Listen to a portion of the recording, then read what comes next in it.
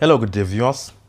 In this tutorial, we are going to find a solution to this nice looking integral. I call it nice looking because it is only nice from the eyes, but definitely it is not that simple.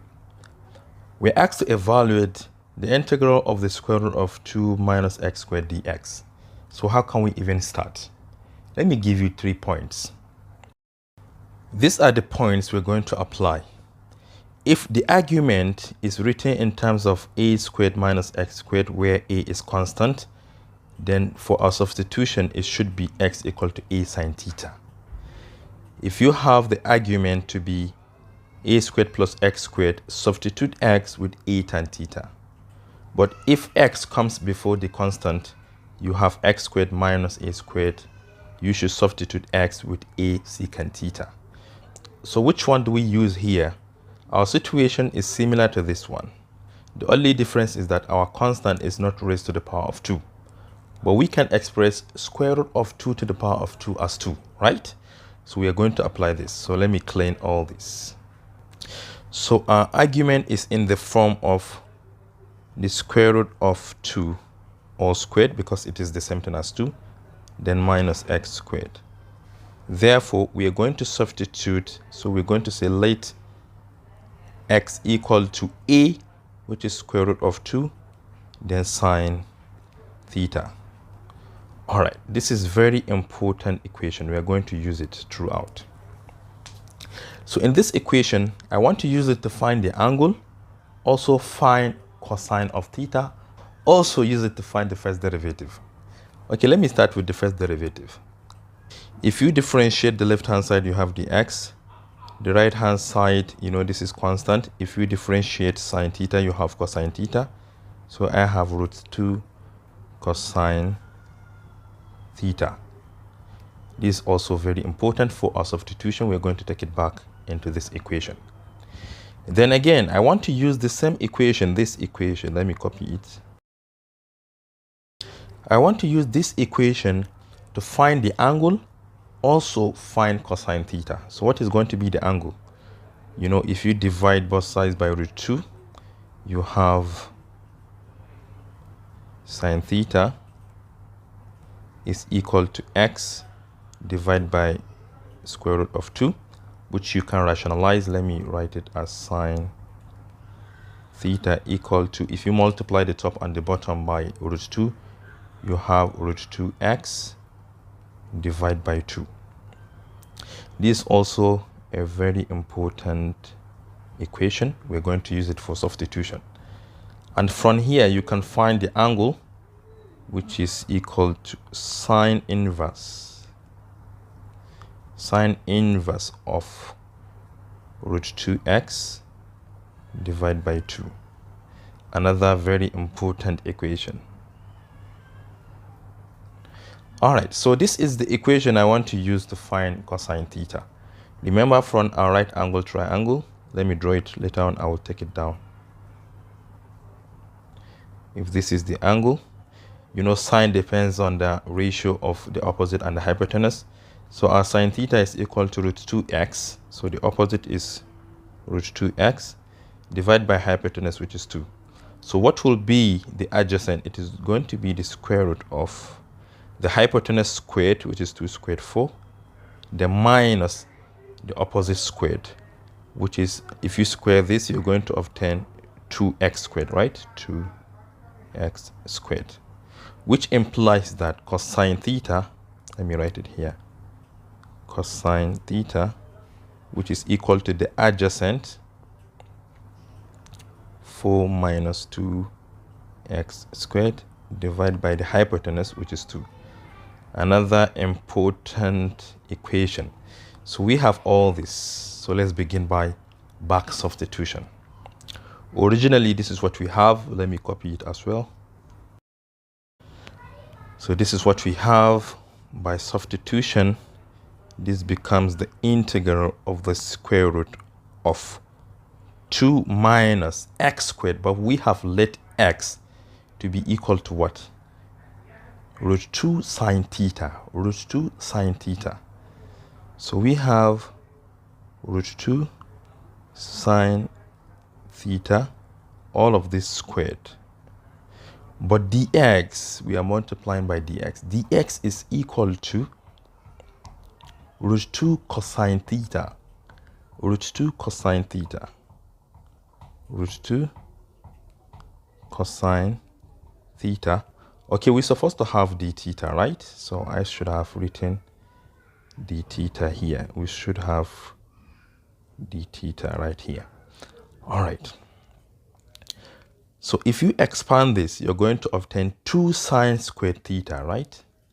2 sine squared theta. This is equal to the integral of 2 under the square root minus 2 sine squared theta, then multiply by root 2 cosine theta d theta. From here, you can factor out 2, right?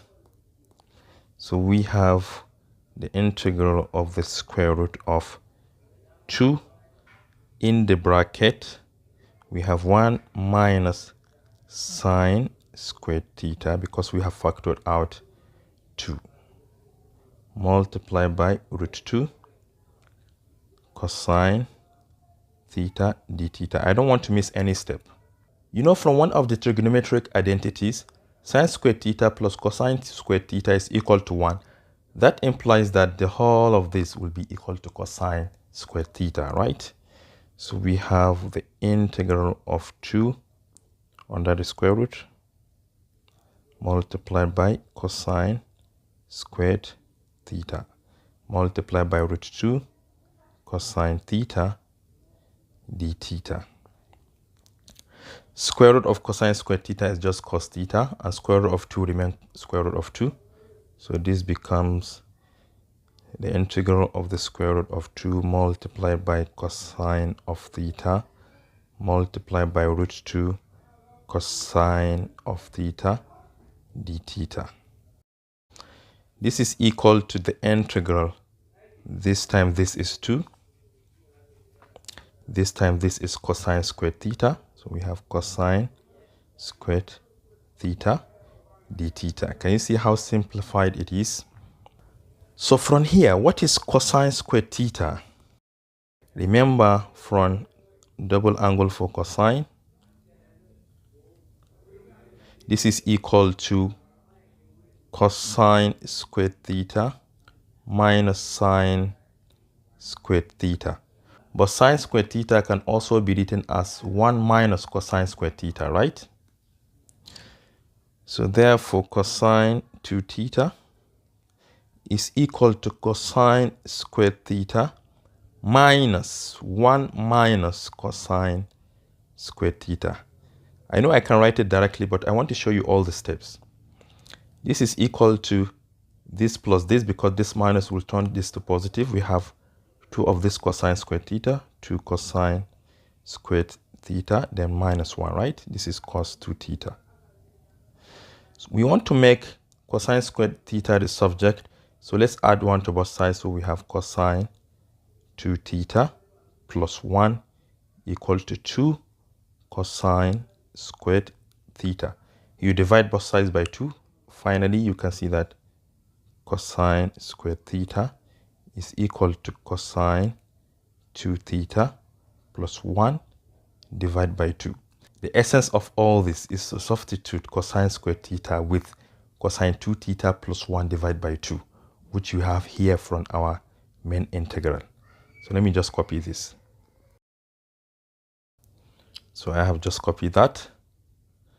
This will be equal to the integral of 2 multiplied by cosine squared theta, which we are going to replace with cos 2 theta plus 1 divided by 2 d theta.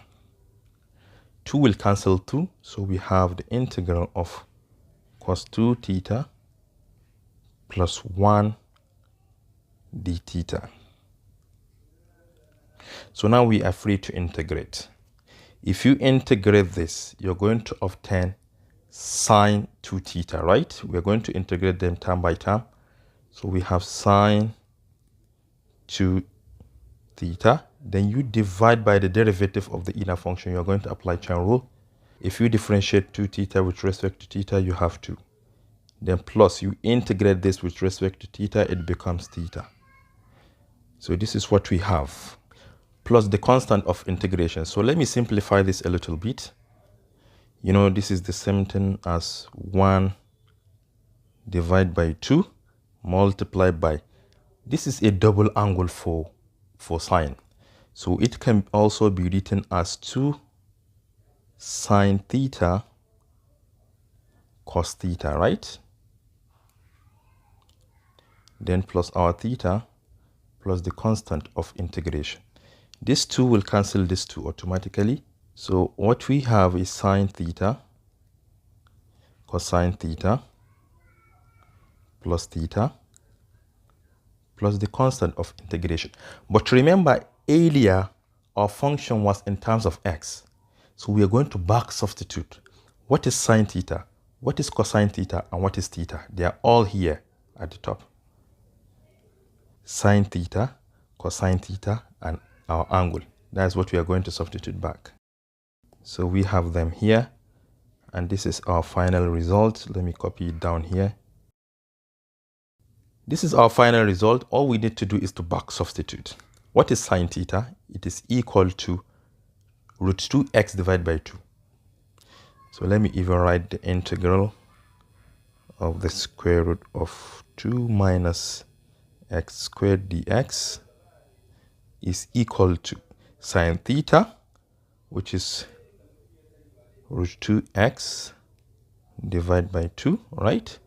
Then multiplied by cos theta, which is this one, square root of 4 minus 2x squared divided by 2. Then plus theta. Theta is sine inverse of root 2x divided by 2. Sine inverse of root 2x divided by 2. Then finally, plus the constant of integration. If you like, you can simplify this too. Otherwise, you can leave it like this. But let me do that. You see the bottom, we have 2 times 2 equal to 4. So this is equal to the top. We can use root 2 to distribute inside, because root can multiply root by multiplying their arguments. So 2 times 4 is 8. Already x is out here. So we have 2 times 2 is 8. Minus 2 times 2, 4x squared. Divide by 2 times 2 is 4. Then plus sine inverse of root 2x divided by 2. Then plus our constant of integration.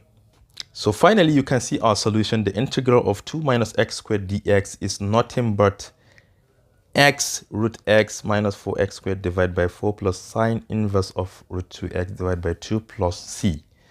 And remember, this c belongs to the set of real numbers, right? Thank you for watching. Do share to your learning colleagues, and don't forget to subscribe to my YouTube channel for more exciting videos. Bye bye.